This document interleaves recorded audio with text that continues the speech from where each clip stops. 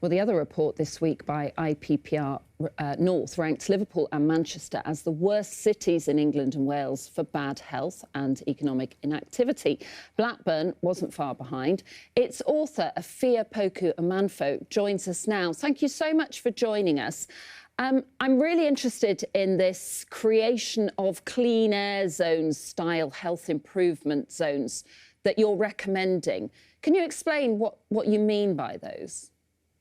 Good morning, Annabelle. Thank you for having me on. Yeah, so one of the flagship parts of this report is health and prosperity improvement zones.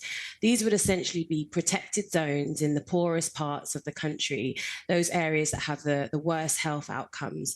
And essentially, these zones would ensure that any new industry that would happen in these places would be in the interests of the health of the local population. So if that's local businesses, organizations, also ensuring that they're working closely with the local NHS, all of the activity there, which would be kind of the power would be held by local leaders and local authorities, would be in the interests of the health of that local population. You mentioned also, don't you, about devolved powers where there are them to have extra tax on unhealthy products.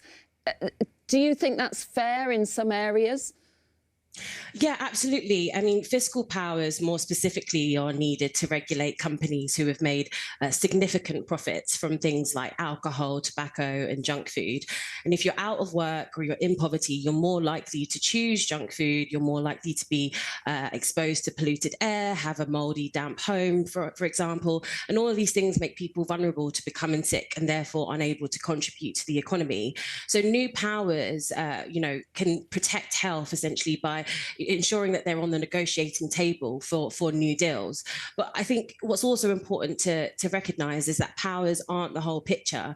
Local authorities must be given adequate resources to use these powers to their full extent. So the chronic underfunding of local authorities in the poorest parts of the nation will still put limits on the powers and the extent of how those powers can be exercised. So when we talk about new powers, we also need to be talking about the resources needed, and that means removing things like the competitive funding processes that we've got, which essentially just kind of exhaust local authorities of time and resources that they frankly don't have in competition with other local authorities that have the time to put in these kind of more glamorous bids.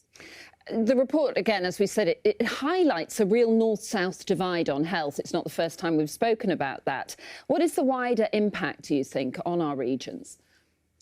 Yeah, I mean, so Liverpool and Manchester are labelled as black spots because of what we understand about how poor health outcomes play out in the nation, and that is that poor health outcomes aren't uniformly sort of spread across the nation, but they're in fact seen in the same places as health inequalities tend to cluster. So when we compare a place like Liverpool, for example, to somewhere like in the southeast as Wokingham, then we see an almost 20-year gap in healthy life expectancy between those two places. So essentially, if we don't have targeted public health intervention and action here, we're just going to keep seeing the same trends in the same places. All right.